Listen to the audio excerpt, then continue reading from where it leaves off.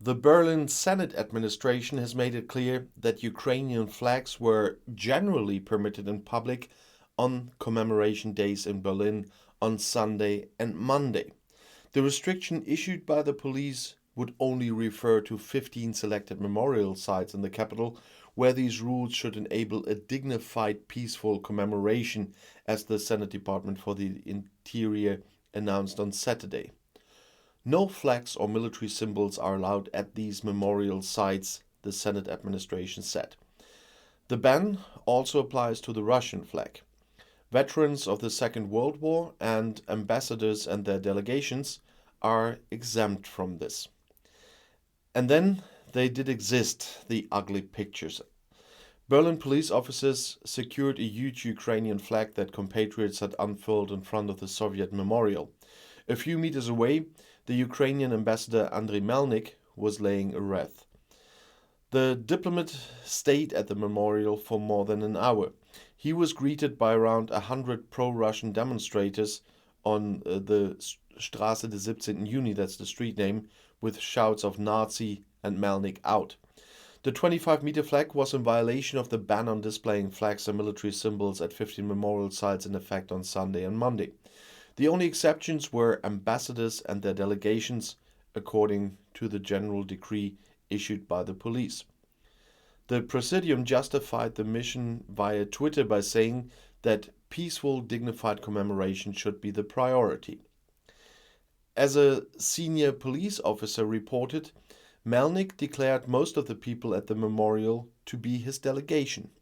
In fact, the police allowed all other people with smaller Ukraine flags to enter the strictly controlled security area at the memorial then. On Friday, Melnik asked the police to withdraw the general decree. The scandalous decision of the police must be revoked, he said. It was a slap in the face to Ukraine and a slap in the face to the Ukrainian people. And Berlin's Christian Democrat General Secretary Stefan Evers wants to file a lawsuit against the ban on Ukrainian flags at 15 Berlin memorials and memorial sites on May 8th and 9th. He told the newspaper Tagesspiegel on Sunday. Evers, CDU country chief Kai Wegner and other union politicians wanted to take part in the commemoration at the Soviet memorial on Straße des 17. Juni in Tiergarten on Sunday. And according to Evers, they had joined an association of Russian regime critics.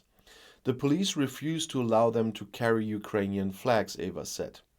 He was forbidden from carrying a Ukrainian flag as a sign of solidarity with the victims of the war in Ukraine. Showing solidarity statements with the wording "Solidarity with Ukraine" and the Chancellor Adenauer quote, "We choose freedom," was also forbidden. Evers therefore wanted to file a lawsuit against the general decree with the administrative court on Monday. His goal is the ban on Ukrainian flags at memorials and places of remembrance as part of the commemoration of the end of the Second World War is to be declared illegal. The ban on Russian flags is understandable as an endorsement of the Russian war of aggression in Ukraine, Evers said. The ban on Ukrainian flags, on the other hand, is untenable. This Senate decision is a disgrace for Berlin. May 8th reminds us, never again war. And it must be allowed to show solidarity with the victims of the Russian war of aggression, especially today and especially at this place, said Evers. This is not only a question of freedom of expression, but also of decency. The former legal advisor to the Berlin police, Oliver Tölle, who trains police officers at the University of Economics and Law, said that showing the Russian flag or the symbol Z could be seen as an approval of the war of aggression in the current situation and thus as an offense. With the national flag of Ukraine, it is not at all recognizable how it can disturb public security and order, said Tölle. And Jörg Badenik from the Independent Police Association agreed with Tölle. I welcome the administrative court review, which is likely to be successful, he said.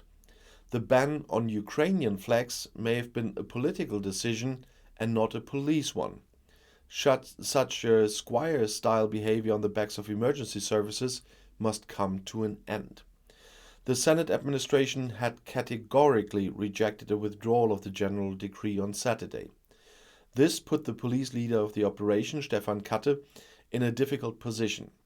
He had 1,700 police officers on duty on Sunday.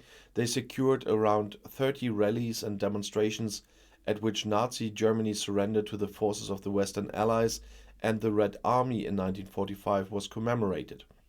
Because of the Russian war of aggression, the commemoration this year had a completely different explosiveness than the traditional May 8th. Before and after Melnik's visit, private individuals were also allowed to lay flowers at the memorial.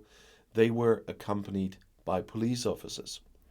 Hundreds of people also laid red carnations at the other two large Soviet memorials in Treptow and Pankow-Schönholz. The memorial in Treptow is also a military cemetery. In the afternoon, several rallies and a festival took place at the largest memorial in Berlin. The police also had to intervene in other places because of prohibited symbols and flags, but there were no clashes. And I'll see you in my next video. Bis gleich.